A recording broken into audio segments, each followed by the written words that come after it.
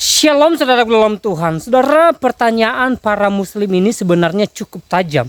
Tetapi yang luar biasa adalah penjelasan hambanya Elia Miron dan juga Agatha. Sehingga penanya-penanya ini benar-benar tidak berkutik dan terdiam. Mari kita melihat videonya. Dan buat saudara yang terberkati dengan penjelasan apologet Kristen, silahkan like dan juga share atau bagian video ini supaya menjadi berkat bagi banyak orang. Mari kita mulai tekan like dan mari kita simak videonya. Rabi Yahudi, Robi Tabia Singer, katanya itu yang datang itu 3 malaikat, Kak. Malah Elohim ya, itu Rafael, Gabriel, dan Mikael. Mana dalilnya? Pas di zamannya Nabi Musa itu, Nabi Musa sendiri dan umat itu tidak mengetahui bahwa pada saat itu tuh sebetulnya Allah itu bisa menjadi manusia gitu, Kak. Pada saat itu, pada saat Nabi Musa. Enggak, pengertianmu aja yang amburadul. Mereka nggak berpaham begitu. Tahu, orang Allah itu sudah datang kepada Abraham ya di dalam Kejadian 18. Itu dalam rupa manusia. Yang menuliskan kisah Abraham itu Musa. Jadi apakah Musa tidak tahu Allah itu datang dalam teofani atau dalam penampakan manusia? Ya tahu. Cuma kalau yang masalah Abraham itu kan saya pernah dengar dari Rabi Yahudi, Robi Tabia Singer, katanya itu yang datang itu 3 malaikat, Kak. Malah Elohim ya, itu Rafael, Gabriel, dan Mikael. Mana dalilnya? Yang 3 Mana yang dalilnya? ada di itu kayak yang 3 utusan. Saya kan nggak percaya. Mereka aja nyontek kitab orang Kristen kok. Iya, mereka ngambil kitab kami kan? Mereka itu nyontek kitab kami di abad 10. Kitab Oh kami iya, Yahudi Rabbinik, Yahudi Rabbinik itu berarti Iya, Yahudi Rabbinik itu adiknya Islam. Karena mereka baru ada di abad 10. 10. Kalian abad ke-7. Udah lagi. Kami Kalian abad pertama. kedua kalinya. Jangan percaya sama Rabi Yahudi. Betul. Kalian percaya. Oke, itu aja sih kayak mau ditanya. Makasih ya. Ya. Jadi mereka tuh menyantai-santai juga gitu loh. Yang originalnya cuma Oke. Kristen. Karena di abad kami yang membuka abad gitu loh. Yesus yang 11-12 ya, itu 11-12. Yes ya Pak. gitu loh. Apa Mike? Kamu mau ngomong apa tadi Mike? Michael? Michael? Rabbinik itu sekte baru, bukan Yahudi purba sebenarnya. Itu kan dari Rabi Akiva, Rabbinik itu. Iya, betul. Apa-apa dibawa Rabbinik ke Kristen. Jauh Itu lah. kan yang dia kalau ngasih kurban muter-muter ayam kan? Kapan lah Musa ngajarin kayak gitu? Terus sejak kapan juga Daud sama Abraham itu ngetok-ngetokan kepala gitu? Ke tembok rata. Memang ada gila-gila ini. Orang stres. Apa-apa emang gak jelas. Jadi jangan bilang orang Kristen contek orang Yahudi ya. Kitab kami sudah ada, baru Yahudi Rabbinik baru lahir. Ya, cuma beda berapa ratus tahun lah kalian, 200 tahun. Ya kan? Kalau gereja nggak mengkanon kitab kita jadi kayak gini, nggak ada yang punya kitab, cuman kami yang punya kitab ini. Betul. Tempat di konsili Kartago, nggak ada yang kenal Musa kalau nggak dari sini. Kalau ini nggak dikanonkan, nggak ada yang kenal Abraham. Oh, naskah Masora baru abad ke-10 kok. Iya, naskah orang Kristen lah paling tua. Jadi jangan bilang kami contek, kami yang dicontek. Yang dicontek, dituduh pun. Apalagi yang di abad ke-7, mohon maaf ya.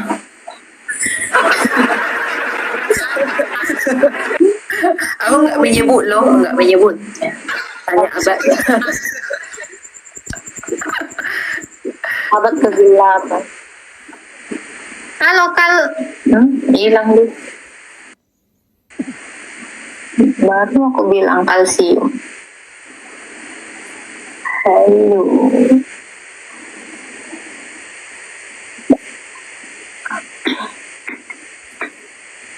Kok kaget kalian duo maut? Dari dulu ya kami duo maut. Ya Mike. Halo. Bang Toto. Halo, malam Kak. Iya malam. Ya sama Kristen Pak. Kristen. Ada yang mau ditanyakan silakan. Nah, kemarin saya lihat ke Elia ya. Kemarin saya lihat Elia itu bilang katanya Yesus bukan Allah katanya. Hah? Gimana aku bilang kayak gitu? ngarang. Saya lihat ya, nggak benar nggak ngarang, saya nggak ngarang di TikTok Tunjukkan katanya datanya, Yesus tunjukkan bukan Allah katanya. Tunjukkan. Ya di mana? Tunjukkan Dia dulu. bilang dia di TikTok ya. Iya di mana? Saya gini, Buktinya gini, Yesus gini. bukan Allah. Iya, Ya kasih aja Pak. Mana? nggak Yesus adalah- saya lihat di TikTok, saya lihat di TikTok. Gini Pak, Yesus adalah Allah tapi dia bukan Jangan Bapa. Gitu loh. Oh gitu. Iya di sini Yesus adalah Allah tapi dia bukan sang Bapa. Nah, Mungkin sekarang Bapak gini, lagi sekarang berpikir di dalam goa-goa ya. Jadi Enggak, gini Elia. Boleh nggak saya berdoa gini? Yesus, engkau Allah kami yang hidup. Boleh nggak? boleh. boleh. Boleh kan? Boleh. Masalahnya apa? Masalahnya apa? Allah itu Yesus, engkau hakikatnya dia. Allah yang hidup. Boleh kan? Bapak, dengar ya Pak ya. Allah itu adalah hakikatnya dia. Bapak mau joget-joget, menortor pun dan berdj-dj, dia tetap Allah, nggak bisa berubah. Allah itu nggak pernah berubah Pak. Iya betul. Gitu loh. Jadi dia adalah Allah. Jadi kalau Anda katakan dia Allah yang hidup, justru itu benar. Kenapa? Karena dia adalah Allah sang pemilik hidup. Makanya Tuhan Yesus berkata, akulah jalan dan kebenaran dan hidup. Akulah kebangkitan dan hidup. Dialah hidup itu sendiri. Gitu loh. Jadi nggak salah. Bapak ini katanya Kristen Wahabi.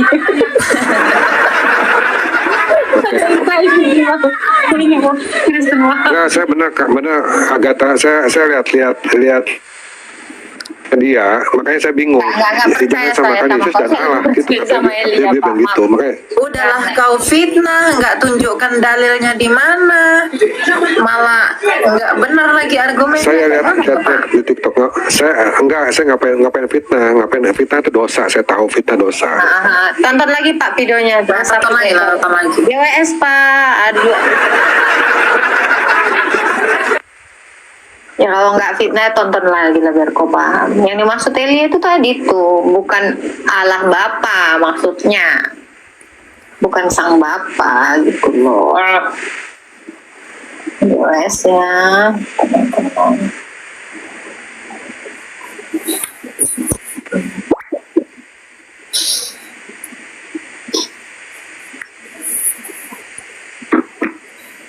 Michael, kau itu kejeda terus loh Michael. Dek. Woi Michael. Gue denger kok. Halo Ordinary. Selamat malam. Mau tanya apa Malam. Pak? Ordinary mau tanya apa? Bukan mau tanya. Kebetulan saya kan udah ngikutin apa kalian ini, diskusi kalian ini. Saya sebagai Kristen gini bingung. Apa untungnya kalian mendebat-debat agama ini? Oh, nggak ada aku debat di sini Pak. Kami di sini memberitakan firman Tuhan. Apalah untungnya? Untungnya banyak orang yang diselamatkan. Banyak orang yang melihat kebenaran. Dan jadi guru BP kalau di SD. Lalu untungmu apa naik ke atas sini? Apa untungmu? Gini ya, orang Kristen itu diperintahkan untuk berbuah loh. Kita itu jangan menyimpan talenta itu untuk diri kita sendiri, kita juga harus membaginya kepada yang lain gitu. Kita itu harus menghasilkan buah dari talenta yang sudah kita punya. Gitu loh. Orang Kristen kalau udah percaya kepada Yesus terus kau diam aja, selesai kau. Gak Kristen lah itu namanya. Kau harus memberitakan Injil. Orang disuruh memberitakan Injil kau malah kau nikmati sendiri. Dihukum kau sama Tuhan Yesus. Malah untungnya banyak orang yang selamat lah. Gimana sih Anda ini? Anda tidak tahu ya. Belajar Alkitab sih kau. Kalau ya. Baca dulu ya, aku sambil buat tugas ya.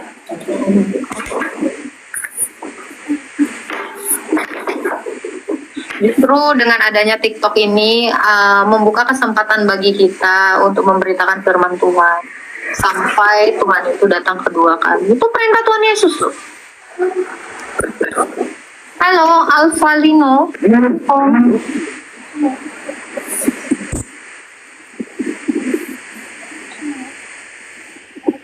Ini ada yang ngejawab nih. Untungnya bumi masih berputar. Untungnya tak pilih menyerah. Bagus ini. Aduh. Halo, Olat. Mikum. Mikum. Alvalino. Halo. Isam Kristen, Bang? Halo, ya malam. Wah, selamat malam. Silakan Bang, Islam atau Kristen? Saya Islam. Silakan Bang, mau bertanya apa tentang iman Kristen? Ya, saya mau tanya, itu Tuhan Yesus punya mama enggak? Ada, kemanusiaannya punya ibu, Punya ibu. punya mama. Agak semangat ya Bang, lama kah?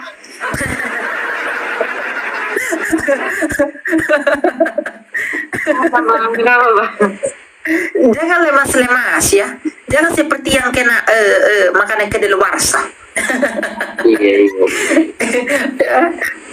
Kita harus semangat Pak ya. Ayo, Pak. Kayak aku kemarin kali sampai mencret. Silakan Bang, mau nanya apa lagi Bang? Halo? Astaga Tuhan. Ada apa lagi Bang yang mau ditanya Bang? Jaringanku. Jaringanmu bagus kok Pak, kelihatan di sini. Ya udah Pak GWS. Kepalamu yang jalannya kurang cepat. Lemas sekali Bapak, minum dulu Kayak rumput lemas kau.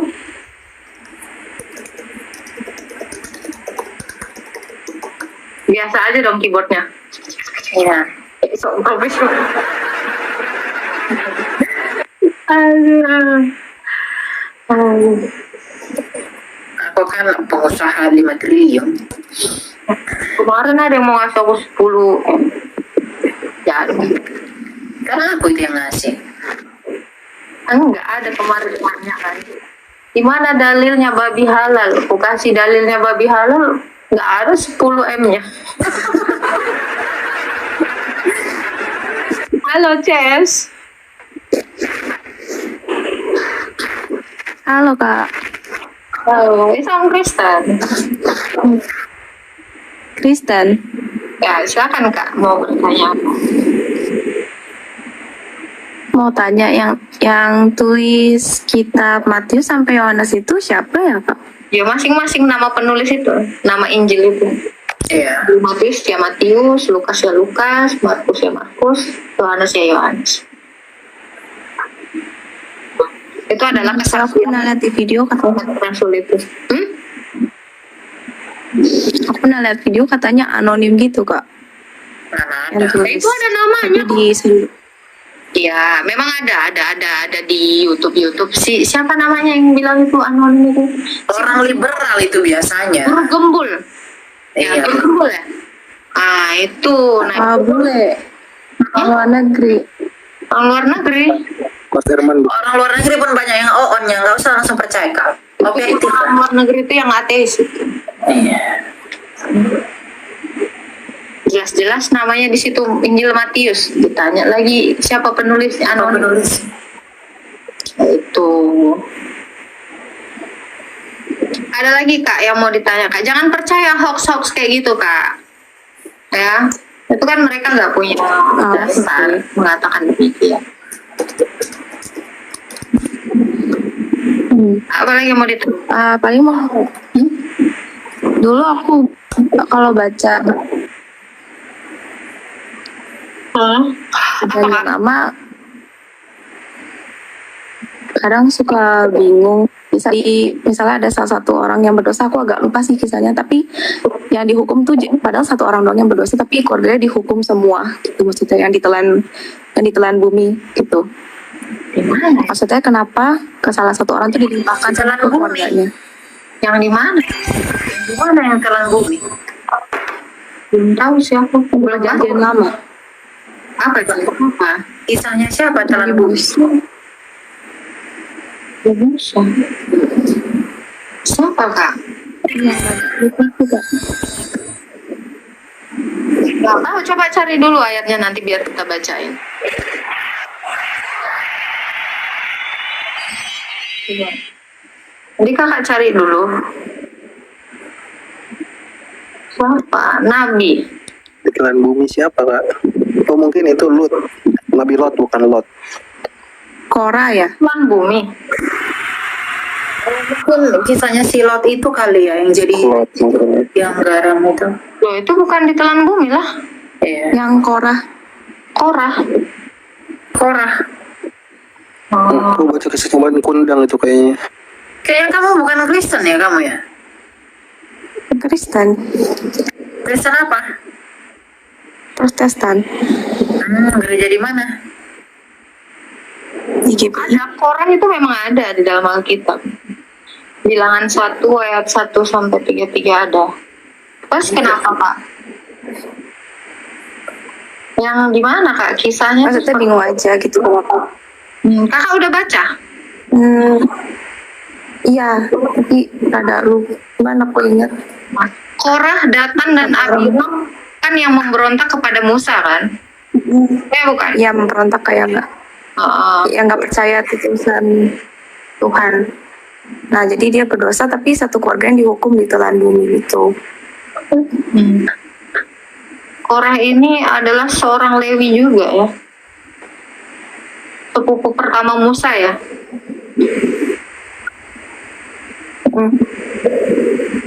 Oh iya, Korah ini mati bersama ayahnya kan, karena mereka ini ya. Nggak semua sih. Coba aku baca dulu ya di bilangan. Oh, itu bilangan 16 itu. Ya. Terus Kak, kenapa Kak mau bertanya apa di situ? Kakak udah lihat kejadiannya? Udah baca? Iya, pernah baca waktu itu. Terus jadi timbul apa yang pertanyaan. Kakak tahu? Kenapa mereka Satu, maksudnya kayak bingung kenapa satu kesalahan orang tapi satu keluarga dan sisi rumahnya semua yang dihukum gitu maksudnya. Dia memberontak kan? Memberontak melawan Iya. beserta 250 orang pemimpin umat itu, yaitu orang yang dipilih oleh rapat. Maka mereka berkumpul mengerumuni Musa dan Harun serta berkata, sekarang cukuplah benar umat itu dan orang kudus, dan Tuhan ada di tengah-tengah mereka. Ketika Musa mendengar hal itu, sujudlah ia dan ia berkata kepada Korah dan senapnya, besok pagi Tuhan akan memberitahukan siapa kepunyaannya dan siapa yang kudus, dan dia akan memperbolehkan orang itu mendekat kepadanya. Berbuatlah begini, ambillah perbendaharaan hai Korah dan kamu segenap kumpulanmu, bubuhkanlah api di dalamnya dan taruhlah ukupan di atasnya di hadapan Tuhan. Cukuplah itu hai orang Lewi. Lalu berkatalah Musa kepada Korah, cobalah dengar hai orang-orang Lewi, belum cukupkah bagimu bahwa kamu dipisahkan oleh Allah Israel dari umat Israel dan diperbolehkan mendekat kepadanya supaya kamu melakukan pekerjaan kemah suci Tuhan dan bertugas bagi umat untuk melayani mereka, dan bahwa engkau diperbolehkan mendekat bersama-sama dengan semua saudaramu Bani Lewi, dan sekarang mau pula kamu menuntut pangkat imam lagi. Oh ya, mereka ini memberontak Kak, makanya dibunuh. Sebab engkau itu ini dengan segenap kumpulanmu kamu bersepakat melawan Tuhan, karena siapakah Harun sehingga kamu bersungguh-sungguh kepadanya? Adapun Musa telah menyuruh orang untuk memanggil Datan dan Abiram anak Eliab. Tapi jawab mereka, kami tidak mau datang, belum cukupkah bahwa engkau memimpin kami keluar dari suatu negeri yang berlimpah-limpah dan malunya untuk membiarkan kami mati di padang gurun? sehingga masih juga engkau menyebutkan dia dengan Tuhan atas kami. Sungguh engkau tidak membawakan dia. Lalu sangat marahlah Musa dan berkata, janganlah memperhatikan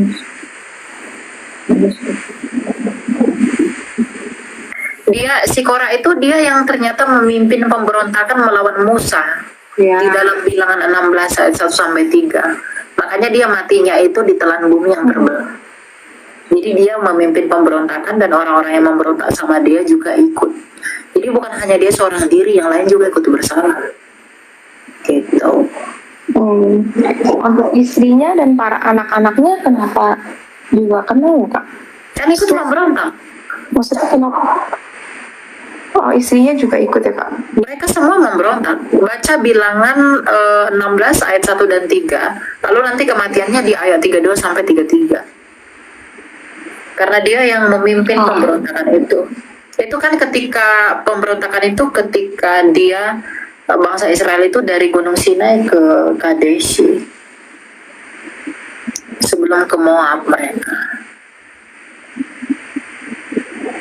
Gitu. Jadi memang mereka itu dibinasakan melalui bumi yang terbelah gitu.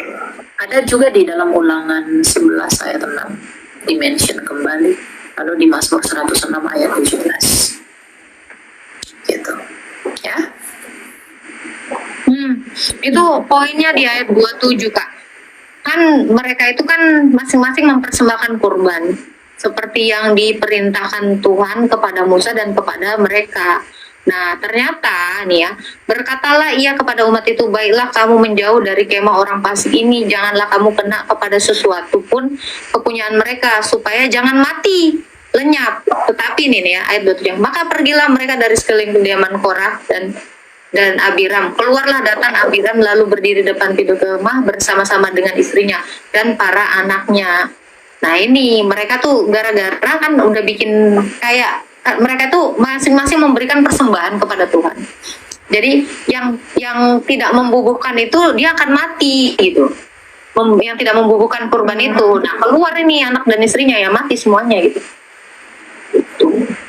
Tapi anak-anak Korah nggak mati loh. Ada dua yang enggak. Di ayat 11 anak-anak Korah itu nggak mati. Bilangan 26 ayat 11. Tetapi anak-anak Korah tidak mati. Yang mati itu yang memberontak. Ingat ya, yang memberontak. Ayat 10, tetapi bumi membuka mulutnya dan menelan mereka bersama-sama dengan Korah. Ketika kumpulan itu mati, kumpulan yang memberontak tadi, ketika ke-250 orang itu dimakan api sehingga mereka menjadi peringatan. Jadi di dalam Bilangan 26 ayat 10 ini dijelaskan berarti ada 250 orang itu dimakan api. Dan juga kumpulan-kumpulan pemberontak itu yang mati ditelan bumi. Tetapi ayat 11-nya, tetapi anak-anak Korah tidaklah mati. Jadi Tuhan itu menghukum mereka yang memberontak. Yang tidak memberontak enggak begitu. Itu ya.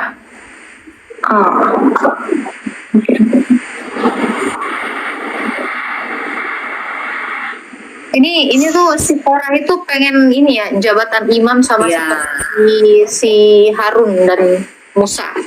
Betul. Padahal ini masih sepupu pertama, ini masih sama-sama Bani Lewi, sama-sama orang Lewi. Cuma dia itu pengen ini.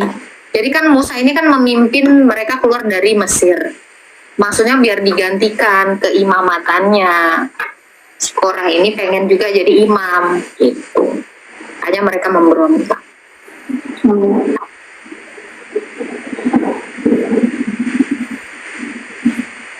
Ada lagi yang mau ditanya, Kak? Masih ada lagi, Kak. Masih.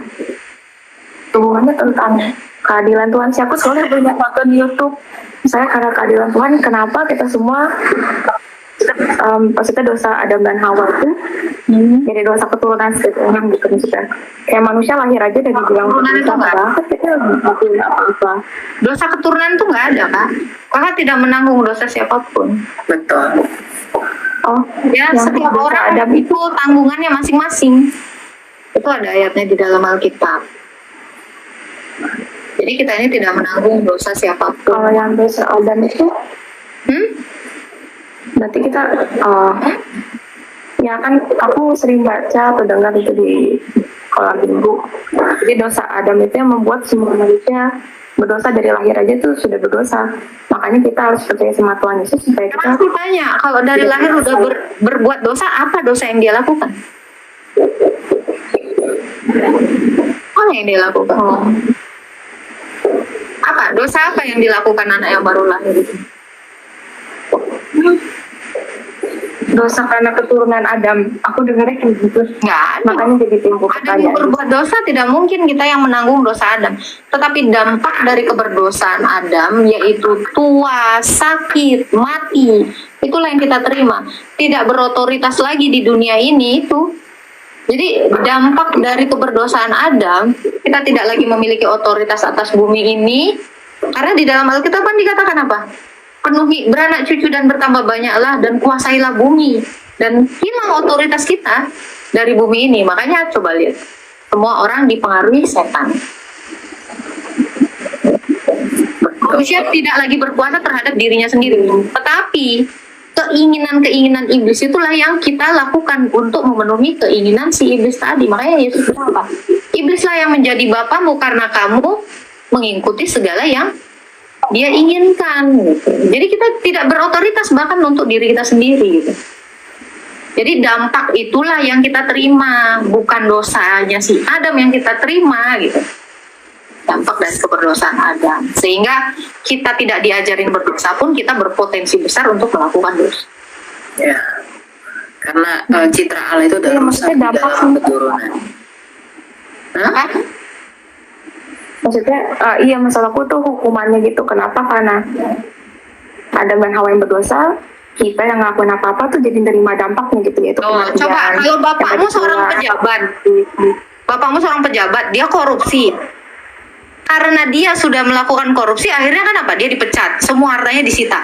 Kamu yang sebagai anaknya kena dampaknya nggak? Kamu pasti kena dampaknya. Kamu dihina, dimaki, jadi miskin. Itu yang kamu terima. Tetapi yang menerima hukuman atas kesalahan bapakmu ya bapakmu. Kamu tidak menerima hukuman. Kamu cuma terkena imbas atau dampak. Itu. Kamu tidak menanggung dosa siapapun. Kamu yang menanggung dosamu sendiri. Nih ayatnya nih ada nih. Ya.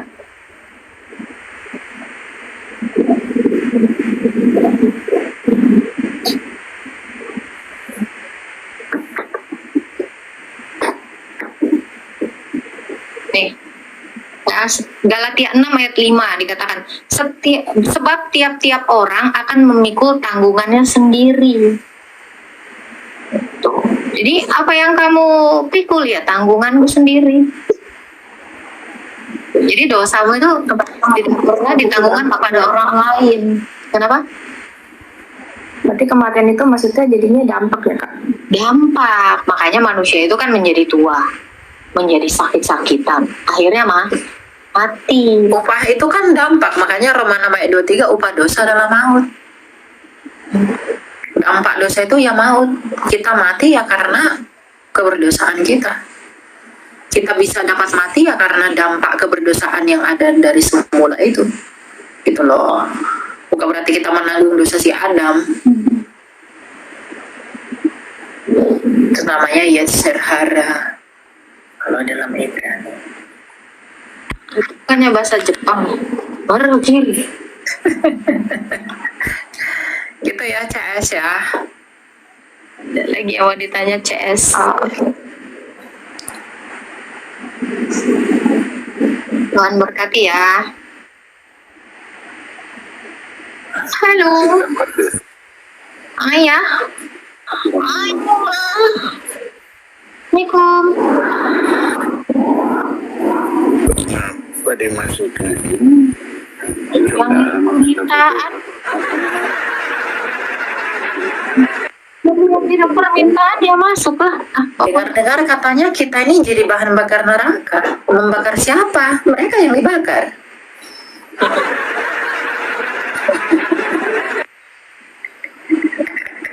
Ya kan?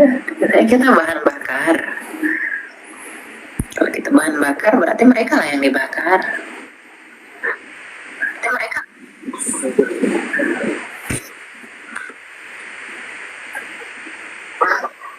Halo. Ya, Halo.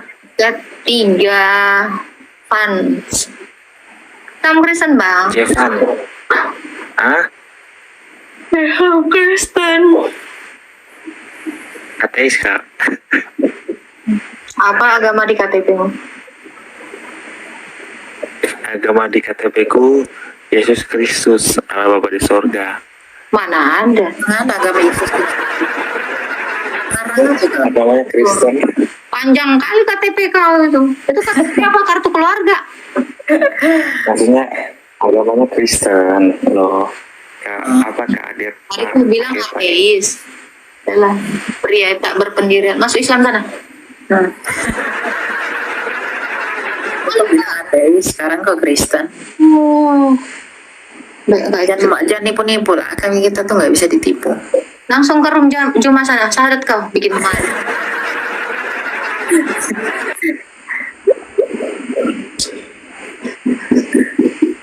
Mualaf aja kau. Biar ada bahan bakar.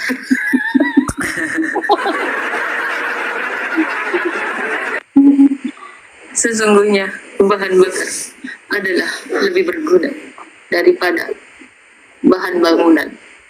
Halo Giafar 05. Halo. Insan.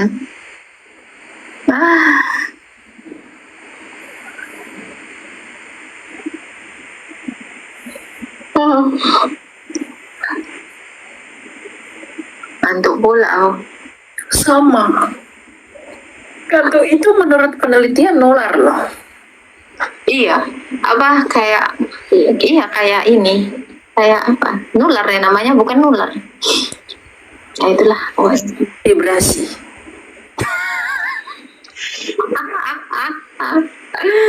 Halo Bang Jo. Halo, selamat malam. Ini Joseph, Saya Adi di sini. Joseph Albert Michael. Oh bukan, saya Yonatan. Yohana. Yonatan. Oh Yonatan Nandar. Bukan. Saya sebetulnya yang pertama kali. Jonathan Landar, Pak. Oh enggak ya, Pak ya. Bukan.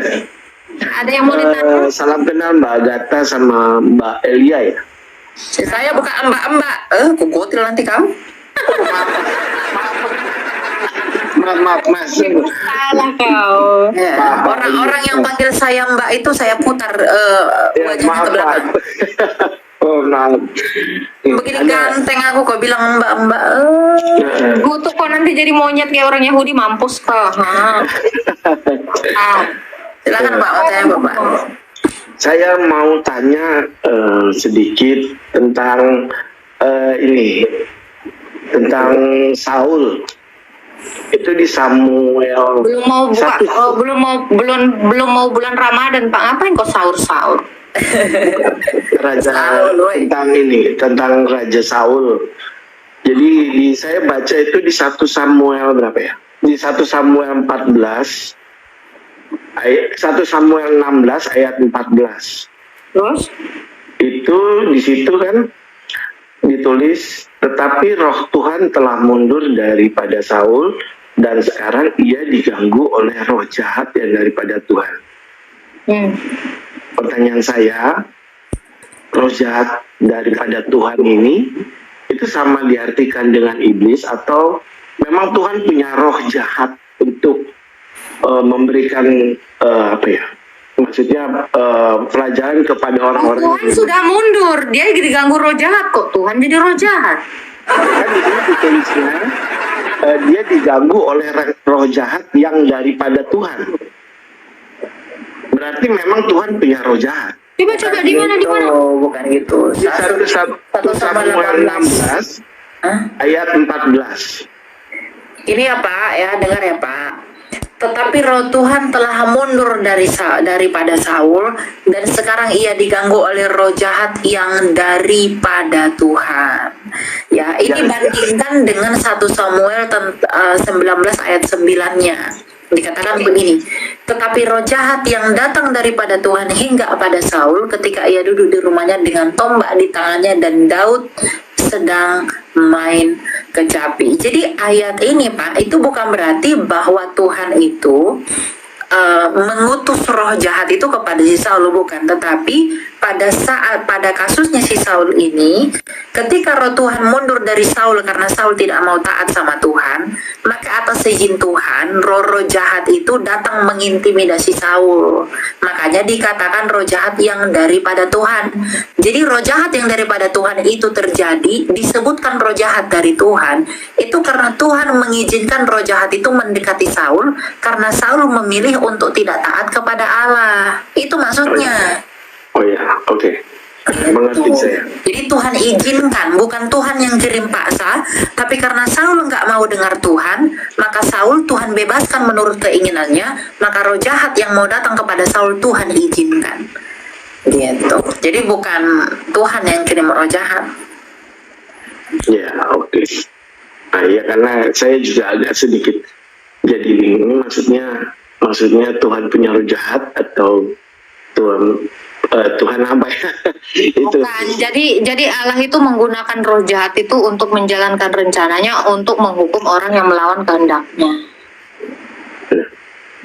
Oke. Jadi roh jahat itu memang di bawah kendali Tuhan. Sama satu lagi sih saya baru baca juga tentang itu loh, tentang ternyata zamannya Musa juga membuat itu ya, patung ular ya. Saya baca juga, ya itu di bentar ya, saya cari ya, di 2 Raja-Raja. Kenapa Pak? Jadi di situ ditulis itu zamannya Hizkia, Mas Elia. Di sini itu zamannya Hizkia. Terus di 2 Raja-Raja 18 itu ayat 4 saya baca ya. Dialah yang menjauhkan bukit-bukit pengorbanan dan yang meremukkan tugu-tugu berhala dan yang menebang tiang-tiang tembaga ya. Ya, betul sekali. Itu Musa yang membangun. Nah, saya juga baru tahu, ternyata Musa membangun ular tembaga itu. Aku kena Ben loh. Ternyata Musa membangun ular tembaga itu. Yang main satu. Ben loh. Oke.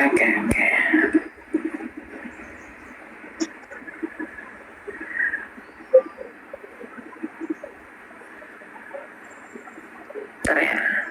Iya.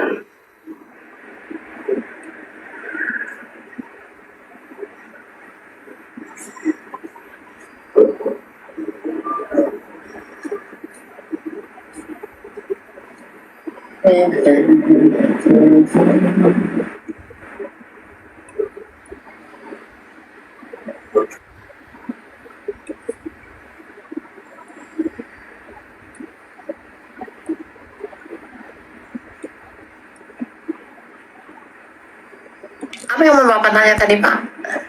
Pertanyaan saya ialah ini kan berarti zaman Musa sudah membawa Israel keluar dari tanah Mesir. Betul. Nah, patung ular ini berarti dibangun ketika dia sudah mengikut menjalankan apa yang Tuhan perintahkan. Berarti apakah di situ juga Musa sempat berpaling gitu loh? Selain dia memukul ular tembaga itu kan Pak, ular tembaga itu kan tipologi Mesias Pak. Jadi itu apa maksudnya? Tipologi Mesias itu adalah, coba kita baca di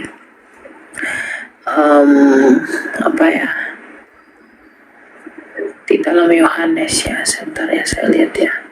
Nah, Yohanes 3 ayat 14. Tuhan Yesus berkata seperti ini. Dan sama seperti Musa meninggikan ular di padang gurun, demikian juga anak manusia harus ditinggikan.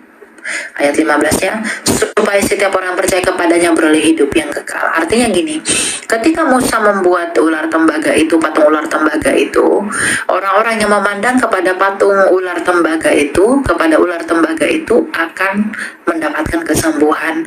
Nah, Tuhan Yesus pun di dalam kayu salib, dia adalah penggenapan dari penggambaran atau tipologi ular tembaga, di mana kalau orang memandang kepada Kristus, maka Kristus akan, orang yang memandang kepada Kristus itu akan menjadi sembuh. Nah, dan ternyata ular tembaga itu kan, kalau kita baca di Galatia 3 kan, hukum Taurat itu kan adalah penuntun untuk iman yang akan datang. Nah, karena iman itu telah datang, makanya hukum Taurat itu kita tidak lagi di dalam pengawasan penuntun. Nah, untuk ular tembaga itu sudah hancur di zamannya Hizkia, yang mereka sebut sebagai Nehustan itu, karena mereka sudah menyalahgunakannya. Coba kita lihat di dalam 2 Raja-Raja 18 ayat 4. Dialah yang menjauhkan bukit-bukit pengorbanan dan meremukkan tugu-tugu berhala, dan yang menebang tiang-tiang berhala dan menghancurkan ular tembaga yang dibuat si Musa. Sebab sampai pada masa itu orang Israel memang masih membakar korban bagi ular itu yang namanya disebut Nehustan. Nah, jadi orang-orang Israel itu jadi menganggap benda itu sebagai berhala, dan mereka memperlakukan ular tembaga itu seperti penyelamatnya mereka, dan Tuhan nggak berkenan akan hal itu, sehingga bangsa Israel itu dihukum pada zamannya Hizkia, kemudian ular itu dihancurkan gitu, karena bukan itu makna yang sesungguhnya, tetapi merujuk kepada Mesias yang akan datang gitu ya. Jadi kenapa dihancurkan? Karena memang memberontak. Ketika itu belum dihancurkan, Tuhan masih memperkenankan itu bisa masih ada, tetapi puncaknya di zaman Hizkia baru dihancurkan. Karena mereka menyembah itu sebagai berhala, dan Tuhan nggak berkenan. Gitu, Pak. Oh, berarti lambangnya obat di Kementerian apa itu kan ada ularnya, ambil dari Alkitab. Betul, PBB itu juga gitu. Itu dari filosofi Yahudi loh, Pak. Oh iya. Kan Badan Kesehatan Dunia kan ular juga, WHO kan ular ya, juga kan. Iya. Itu terinspirasi dari kisahnya si Musa itu. Gitu. Makanya seluruh dunia ini harus percaya Yesus, Pak. Karena ular itu hanya penggambaran, wujudnya ya Yesus sendiri sebagai obat. Gitu loh. Ya. Terima kasih. Oke, terima kasih. Terima kasih Mbak Gata, Mbak. Ya. Dulu Michael, aku lagi cari akun. Nggak bisa aku ini, nggak ada moderatorku. Aku nggak moderator. Ini.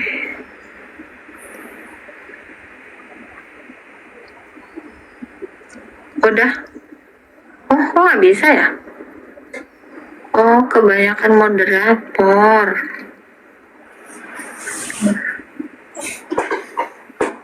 Kasih aku jatahnya 1. Oh, benar. Ya makanya WHO itu lambangnya ular, itu terinspirasi dari Musa. Gitu loh. Makanya si Musa itu, patungnya si Musa pun ada di pengadilan Amerika. Makanya dalam prinsip hukum itu, di dalam hukum satu saksi bukanlah saksi, itu asas hukum loh. Nah, makanya hukumnya si Musa, dui ganda saksi, 2 saksi, itu baru benar. Gitu. Itulah pengaruhnya kekristenan itu atas seluruh dunia, agar menjadi nyata bahwa gereja adalah berkat dari Kristus. Kok nggak bisa aku ini? Kenapa ya? Udah loh.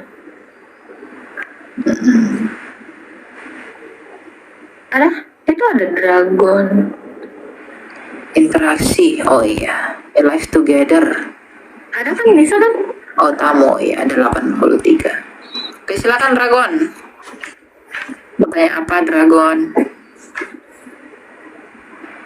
Tau nggak yang tadi akunku tuh peringatan di atas. Ngeri kali pasukan Haina di bawah ini, langsung ngeri, peringatannya langsung di atas. Bani report, Bani lapor, Bani Nora, kalian semua ini. Ya, Bang. Tap ya, woi. Halo. Ya, silakan Pak. Oke Kak, siap diterima.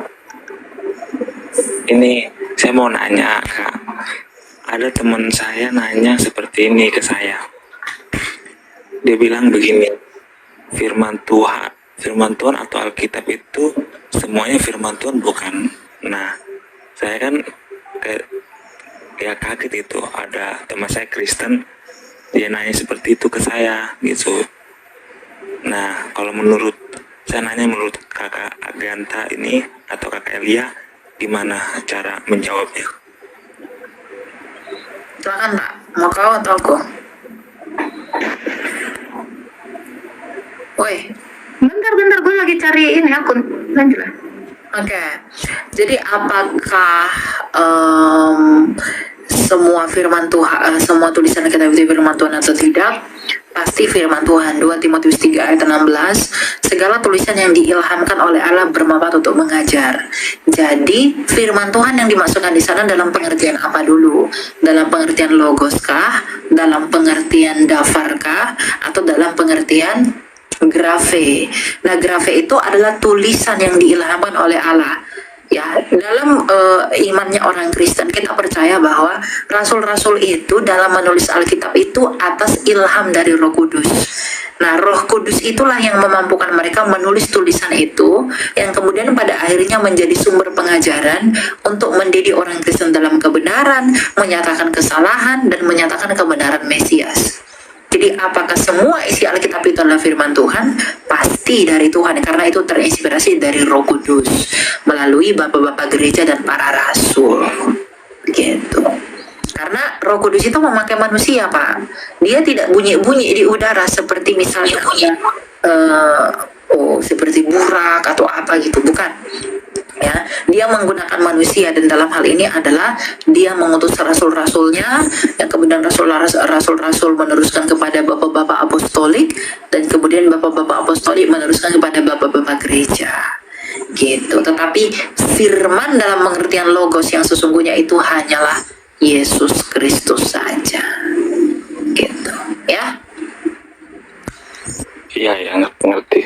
Ya. Makanya soalnya teman saya nanya begini kan, kalau emang itu semua Alkitab firman Tuhan, berarti waktu Yesus suruh kita berperang waktu di bangsa Babel ini, berarti Yesus ini dong katanya. Makanya sekarang saya udah paham maksudnya, ngerti. Ya. Ada satu lagi kayak mau saya tanya. Silakan, tanya apa? Nah, ya ini tentang, kan saya punya teman, ya ini ya saya bertanya untuk kayak yang manakah yang benar gitu kan. Saya punya teman, ada teman saya, dia gereja di yang maksudnya boleh sebut ini enggak sih, sebut orang atau sebut merek atau tidak usah? Nggak usah. Oh tidak, ini aja sebut ini gerejanya ya, gereja ini yang ya inilah stong itulah yang itulah pokoknya.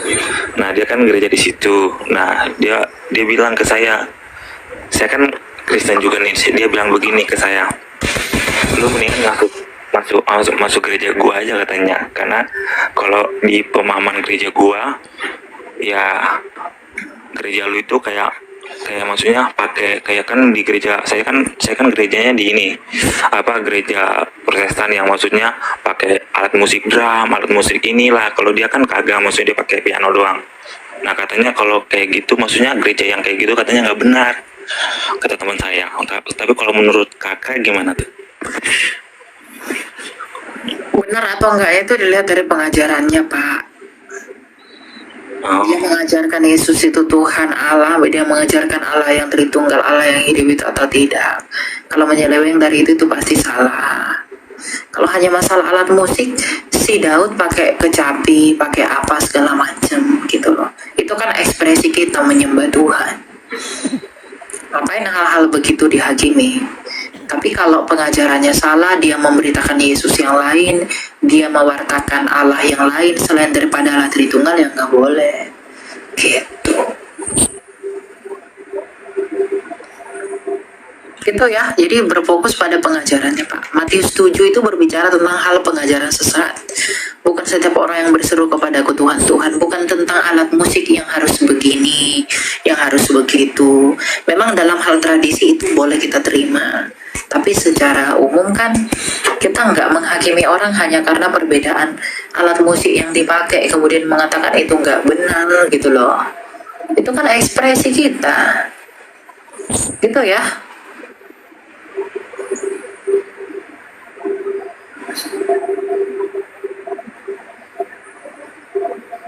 Halo, Dragon? Ini kayaknya komodo ini, komodo dragon.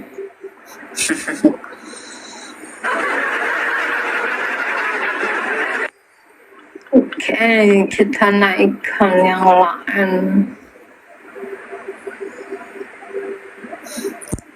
Udah mulai kedinginan aku. Udah musim gugur rupanya. Aku udah mulai masuk winter. Masih musim gugur lah. Winter tuh Desember. Ya tapi udah mulai dingin. Shalom Agatha, bro. Ya, shalom. Sedikit saya diskusi aja soal kalau kita, saya juga pernah baca buku di dalam filosofi itu bahwa aku yang ada dalam Sorry. Nah, artinya bahwa kalau kita ke Alkitabiah bahwa aku yang paling benar di dalam hati kita itu adalah Roh Kudus. Pertanyaan saya, Bro Elia, posisi iblis itu atau nafsu yang ada di dalam tubuh kita itu beradanya di mana? Di gigi. Iblis lah bilang. Kok bisa? Iyalah. Makanya kan kau suka gigit-gigit. Maksudnya apa sih Pak? Gimana? Iblis itu kalau di dalam tubuh kita berada di mana? Kalau Roh Kudus itu kan di hati yang paling dalam itu adalah kebenaran. Aduh, iblis itu di mana? Iblis itu roh Pak. Mereka itu Efesus 6. Mereka adalah penguasa-penguasa di udara. Mereka tidak di dalam kamu. Tapi kamulah yang mengizinkan mereka ada di dalam kamu. Gitu loh. Itu. Jadi nggak ada di dalam kamu, di tangan, di telapak, enggak di perut, di dada, bukan begitu Pak. Hatimu kan Amsal 4 ayat 23 dikatakan, jagalah hatimu dengan segala kewaspadaan, karena dari situlah terpancar kehidupan. Kalau hatimu kau izinkan masuk setan, maka hidupmu pun seperti setan, seperti bom gereja, membunuh orang Kristen. Nah itu dari setan. Ya, tapi kalau hatimu kamu berikan, kamu buka untuk kehendak Allah, yaitu dari Roh Kudus, maka hidupmu pun akan terpancar menjadi terang. Jadi bukan masalah di hati, di tangan, di kaki, di mana, bukan itu. Karena kehidupanmu itu terpancar dari hatimu. Kalau hatimu sudah benar, pasti hidupmu pun, perbuatanmu pun pasti benar. Tapi kalau hatimu dipenuhi setan, kamu mengizinkan setan itu masuk, ya hidupmu pun pasti begitu. Gitu ya, maksudnya itu maksud saya itu apakah melalui hati atau pikiran, karena kan pada umumnya orang yang berpikir negatif lah yang selalu ada kesetanannya kan gitu. Betul, orang yang berpikir negatif lah orang yang setan itu akan masuk. Tapi kalau hatimu itu tidak mengizinkannya, ya itu nggak akan terjadi, karena tindakanmu itu datang dari hatimu, nuranimu itulah yang menentukan itu Pak. Kamu bisa berpikir, aku melakukan ini enggak ya, tapi hatimu lah yang menentukan, nuranimu lah yang menentukan kamu melakukan tindakan itu atau enggak. Jadi setan itu bermanifestasi itu bisa dari pendengaran, bisa dari mata, bisa dari pikiranmu, entah dari mana aja, itu bisa masuk gitu. Tergantung kamu mau mengizinkan atau tidak. Tadi itu kata Elia, contoh ya kan, contoh ya. Ada orang yang nggak kenal seseorang, tapi gara-gara orang lain sibuk ngomongin dia, akhirnya ikut-ikutan. Nah ini, itu kan jatuh ke dalam dosa akhirnya. Fitnah. Itu. Makanya jangan mendengarkan sesuatu yang memang kamu belum tahu kebenarannya. Itu loh. Paham nggak? Jadi gini, saya paham. Jadi gini, karena misalnya Karena kan gini loh Pak, roh setan itu pasti roh pemecah, gitu. Gitu. Jadi apa yang tidak berasal dari Allah itu pasti berasal dari si jahat. Gitu. Jadi kalau kamu sudah tahu perintah Tuhan, 10 perintah Tuhan itu, ya kamu harus lakukan itu. Gitu. Jadi bagaimana caranya supaya iblis itu tidak mengintimidasi kamu? Ya banyak-banyak berdoa, banyak-banyak beribadah, jangan banyak dengerin gosip, jangan banyak dengerin omongan-omongan orang gitu. Itu kan bisa menimbulkan banyak sekali manifestasi gitu dari si setan gitu loh. Dan kamu boleh melatih jasmanimu dengan berpuasa. Silahkan. Gitu. Jangan makan daging. Puasa Daniel. Bisa. Lebih paling bagus itu vegetarian Pak. Vegan. Ya vegan atau vegetarian lah ya, karena vegan itu lebih ekstrim sih sebenarnya. Ya jadi biar vibrasinya itu halus gitu. Benar. ada satu lagi yang terakhir ini. Bro Elia, satu lagi ini. Ya Pak. Kita dulu waktu di sekolah, kita itu dikasih pelajaran teori Darwin adalah manusia kera. Evolusi. Salah itu. Evolution. Nggak ada itu evolusi. Betul. Tapi itu masuk Kalau dalam teori pelajaran Darwin dan itu beberapa benar Pak, maka Allah akan beristirahat hari Jumat. Gak hari Sabat. Itu yang gue maksud. Orang kan lagi penciptaan manusia dari kera, dari hewan. Selesai kau. Pertanyaan saya Kau bersedia nggak dibilang nenek moyang kau monyet, kera? Kalau aku sih nggak mau. Kau aja sana nenek moyangmu kera. Aku sih nggak.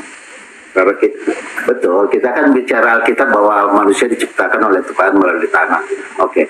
Tapi pertanyaan saya waktu itu kan karena kita juga sempat menerima pelajaran teori Darwin.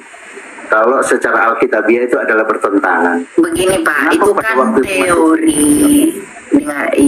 Saya potong ya. Itu kan teori, namanya teori. Kita belajar itu di sekolah bukan untuk memahami teori itu, tetapi untuk menguji teori itu.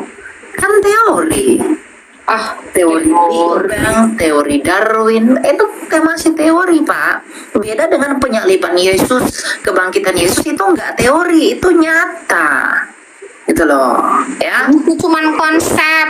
Iya, gitu loh, ya. Itu cuma pandangan. Kalau manusia memang dari monyet, kenapa 2000 tahun lalu nggak ada monyet dari 2000 tahun lalu sekarang? Kera Elia, bukan monyet, beda. Dari kera, gitu. Kenapa aku lama-lama nggak ada ekorku? Mengalami ini ya kan, polusi ya kan. Gara-gara digigit temannya sedikit-sedikit jadi yang habis. Gitu loh, ya. Cuman ada teori salah satu teori gravitasi yang berlaku. Sekarang gini Pak, kalau teori Darwin kau terima manusia itu dari kera, berarti nanti akan dibicarakan oleh apologet Kristen ya bersama dengan beberapa orang yang kemudian menanyakan iman Kristen kepada mereka, dan luar biasa ya apologet Kristen ini menjawab pertanyaan-pertanyaan yang disampaikan dengan jawaban yang sangat luar biasa dan jawaban yang pastinya sangat memberkati kita, di mana mereka menjelaskan tentang siapa Yesus Kristus dalam iman Kristen. Ya, tentu pertanyaan-pertanyaan yang disampaikan adalah pertanyaan yang baik. Kenapa saya katakan baik? Ya, karena melalui pertanyaan ini kita diingatkan terus ya tentang siapa Yesus Kristus. Karena kita sebagai orang Kristen harus terus mengingat tentang Yesus adalah Tuhan dan Juru Selamat.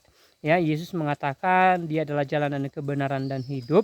Tidak ada seorang pun yang datang kepada Bapa kalau tidak melalui Tuhan Yesus Kristus. Ya, dalam berbagai hal, ya Yesus menunjukkan diri sebagai yang ilahi. Yesus menunjukkan diri sebagai Tuhan dan Yesus menunjukkan diri sebagai juru selamat ya. Banyak ayat di dalam Alkitab kita bisa temukan bahwa Yesus adalah Allah yang sejati, Yesus adalah Allah yang penuh kasih, yang mengasihi umatnya, yang mengasihi umat pilihannya, dan tidak membiarkan mereka jatuh ke dalam dosa.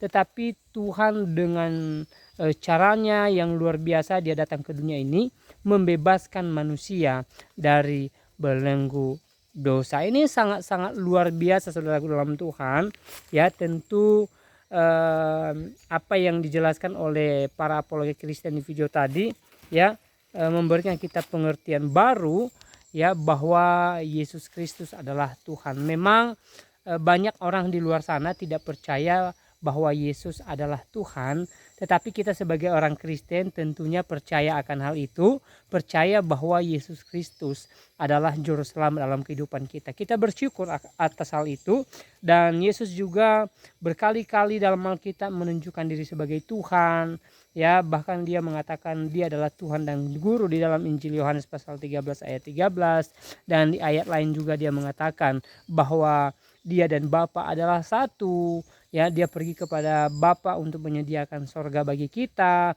dan dia membawa kita ke tempat di mana dia berada. Ini sangat luar biasa saudara dalam Tuhan, di mana kita punya Allah yang hidup, Allah yang penuh kasih, Allah yang menolong kita, Allah yang membebaskan kita, dan Allah yang memerdekakan kita. Nah saudaraku dalam Tuhan, selebihnya seperti apa tanggapan saudara, silahkan tulis di kolom komentar. Tuliskan komentar yang baik, yang positif, terutama komentar-komentar yang memuji memuliakan nama Tuhan, dan komentar yang memberkati kita sekalian. Dan jangan lupa tekan tombol like dan juga share atau bagikan video ini supaya menjadi berkat bagi banyak orang. Sekiranya melalui video ini banyak jiwa-jiwa yang terberkati, banyak jiwa-jiwa yang percaya bahwa Yesus adalah Tuhan dan juru selamat dalam kehidupan mereka. Selebihnya seperti apa tanggapan saudara setelah menonton dan mendengarkan apa yang mereka bicarakan di video tadi, silahkan tulis di kolom komentar. Dan di kesempatan ini saya kembali ingatkan kita supaya kita tetap semangat menjalani hari-hari kita. Apapun yang kita alami saat ini, apapun yang sedang diperhadapkan kita, mari kita tetap semangat dan mari kita tetap berjiwa optimis bahwa yang terbaik dari Tuhan menjadi milik kita bersama. Selalu dalam Tuhan, kiranya Tuhan Yesus memberkati kita semua. Shalom.